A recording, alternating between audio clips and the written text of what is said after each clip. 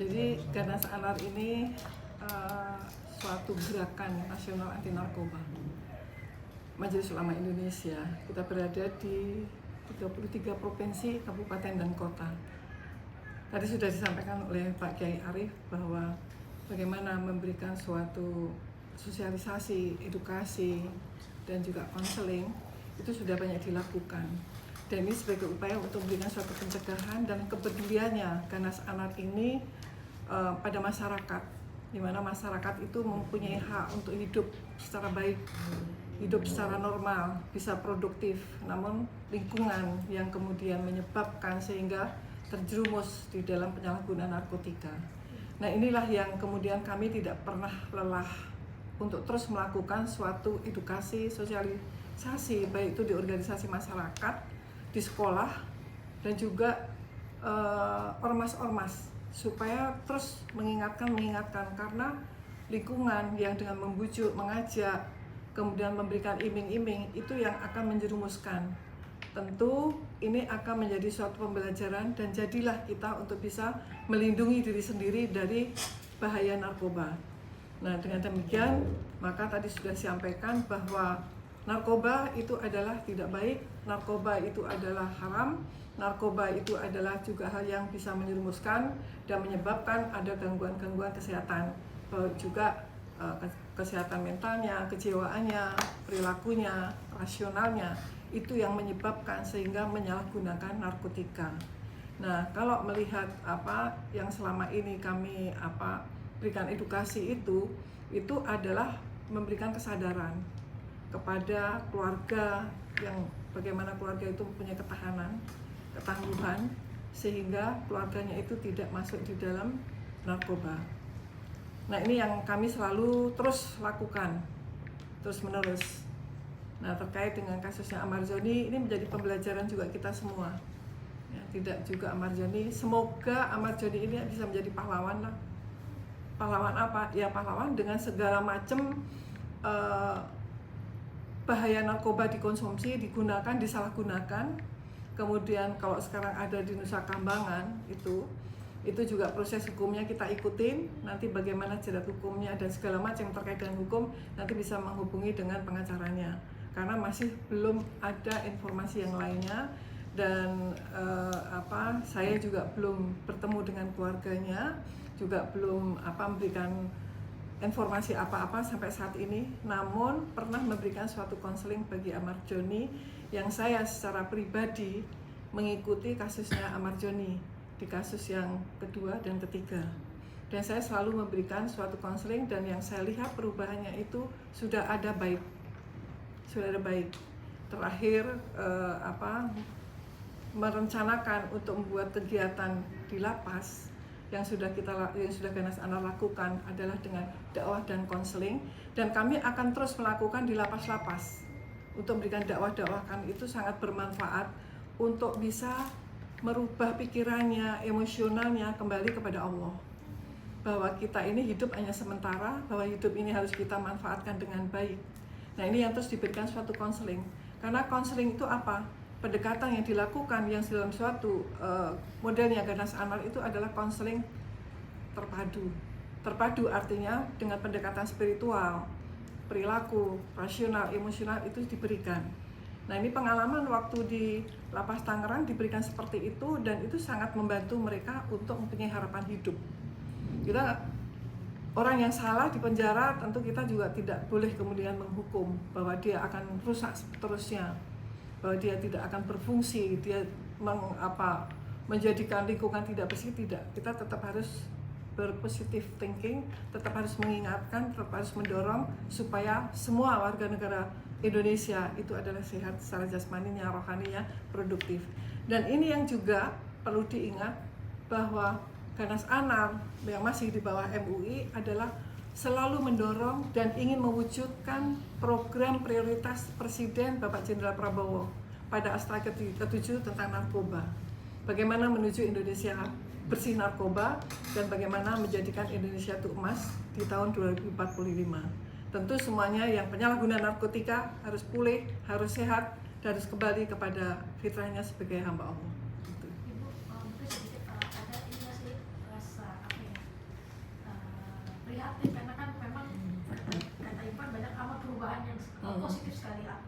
tapi dilelahnya malah terjadi seperti ini, gimana tuh? Ya, keprihatinan tentu saja pasti ada ya. Mungkin tidak ada amar, mungkin ada amar 1, amar 2, amar 3, amar 4. Saya sudah keliling ke provinsi itu, hampir penyalahgunaan narkotika itu perlindungan hukum, hak hidupnya itu tersisih, dan itu tidak pada satu usia seperti Amar Joni, usia anak-anak pun banyak ya, karena saya sudah pengalaman dan saya masih terjun ke daerah-daerah untuk mengetahui hal itu, dan mereka itu belum mendapatkan layanan yang baik, belum mendapatkan layanan misalnya pendidikannya. Mereka kok sudah menyalahgunakan narkotika itu sudah pasti fungsi saraf otaknya itu terganggu, rusak. Maka ini yang harus dipulihkan. Dengan rehabilitasi itulah secara medis, secara sosial, secara pendekatan terpadu dan keagamaan itu akan bisa memulihkan fungsi-fungsi saraf yang rusak karena obat-obat terlarang. Ya, prihatin, pasti prihatin. Karena ini kan amar 1, kita belum tahu tuh amar yang kedua, kasus yang sama di tempat daerah yang lain belum tahu, kita juga tahu. Apa sih yang akhirnya mengakibatkan amar kembali terjatuh lagi? Karena kan memang kita tahu sudah didampingi konseling juga segala macam. Apa sih yang bisa sendiri sulit keluar? Oke. Ini kan saya sudah menangani yang menyalahgunakan narkotika itu sudah dari sejak 2014 sampai sekarang. Mungkin bukan 1998. Saya itu penggiat narkoba, saya penyuluh narkoba, dan saya sprint dari Kapolri saat itu. Dan di situ saya melihat, maka sampai saya backgroundnya di bimbingan dan konseling itu tetap akan berikan bimbingan, berikan arahan-arahan, mendampingi. Itu yang penting gitu. Nah, mengapa bisa terjadi seperti ini dan terus aja meningkat terus begitu? Ya karena memang lingkungan yang tidak bagus, lingkungan yang mempengaruhi tidak bagus. Sekali menggunakan kemudian mengulang kembali, itu akan menjadi suatu kebiasaan, sistem pengulangan. Itu yang menyebabkan sehingga kecanduan. Nah, kecanduan ini itu tidak bisa kemudian seperti orang luka dijahit, patah, dipasang pen, nggak bisa begitu. Karena di saraf otak itu nggak bisa diambil, diganti saraf yang lain. Caranya bagaimana? Ya merubah mindsetnya, memperbaiki perilakunya, emosionalnya, bagaimana mengelola emosional, dan semua jenis obat-obat terlarang di dalam narkoba, narkotika, psikotropika, zat-zat adiktif, semua berdampak kepada fungsi saraf otak. Penyalahgunaan karena menyalahgunakan yang salah. Itu. Ibu mungkin terakhir kali ketemu sama Amar, kapan Ibu dan apa yang mungkin ada obrolan sama Amar dengan Ibu sendiri? Saya pada bulan Agustus itu saya nengok ke sana, itu yang saya lihat dia sudah bagus, dan secara kasat mata saya dia sudah sepertinya tidak ketergantungan lagi. Karena yang menggunakan narkoba itu sekarang tidak pakai, tahun ini tidak pakai, 2 tahun ini tidak pakai, tapi nanti 2,5 tahun ke depan, 5 bulan ke depan itu bisa mengulang kembali. Mengapa? Karena apa yang dipakai itu sudah masuk di dalam memori paling dalam. Kerusakan sistem limbik itulah sehingga akan mengulang. Gitu. Nah, ini yang harus selalu, penyalahgunaan narkotika itu harus selalu didampingi, harus selalu diingatkan, harus selalu diberikan nasihat, harus ada kegiatan-kegiatan positif sehingga bisa produktif. Itu yang harus kita lakukan oleh keluarga pertama, yang harus kita memberikan suatu upaya-upaya dalam perlindungan dan hak dia untuk hidup. Tapi untuk keluarga seperti Aditya Joni mungkin udah gimana sih, udah mengetahui gak sih kabar terkait hal ini? Mungkin maksudnya mengaku kaget atau seperti apa terkait? Ya, Adit Panji itu kan dia kan tinggal bertiga aja, bapaknya udah nggak ada, ibunya nggak ada kan. Kemudian juga keluarga Amar sendiri sudah bercerai juga kan. Nah, itu saya juga waktu bulan Agustus terakhir itu saya bawa Adit untuk bisa bertemu dalam kunjungan, dan mereka juga pertama itu baru ketemu gitu. Ya terharulah bagaimana perasaan kita sebagai ibu, ya Pak Kiai, sebagai ibu, sebagai orang tua melihat nggak ketemu sama saudara, kemudian ada di dalam penjara gitu. Pasti saya sebagai seorang ibu juga ternyuh. Maka pada kasus yang ketiga, ketika Amar ketemu saya, Uninya itu yang menemukan saya, minta supaya saya jadi ibunya, ya saya ibu angkat dari, tidak aja Amar, banyak jadi anak angkat saya, adik angkat saya juga banyak. Kasus-kasus perceraian, kasus-kasus KDRT, kekerasan seksual dan sebagainya itu banyak yang saya ini. Karena saya memang pelayan masyarakat dan saya diberikan amanah sebagai ketua Gerakan Nasional Anti Narkoba. Jadi bagaimana menggerakkan semua organisasi masyarakat, menggerakkan para umat, para kiai, para ulama, juga para pendidik. Beliau ini punya sekolah pendidik. Pada 2 minggu yang lalu, itu ke sekolah beliau untuk berikan sosialisasi di Persis itu. Ini juga tujuannya berikan layanan gitu. Dan saya punya kemampuan, punya waktu, itu juga semua bukan karena saya. Saya bisa pengetahuan, bisa mengetahui kasus yang sudah kemudian menjadi baik juga sudah banyak. Ketika mereka direhab, diberikan konseling, dikembalikan kepada fitrahnya sebagai hamba Allahnya, bahwa hidup itu tidak tahu, kita nggak tahu hidup sekarang, besok mau meninggal dan sebagainya nggak tahu. Maka ini yang harus tugas kita sama-sama, media juga berikanlah berita yang baik. Semoga ini menjadi pembelajaran dan semoga ini akan bisa Amar menjadi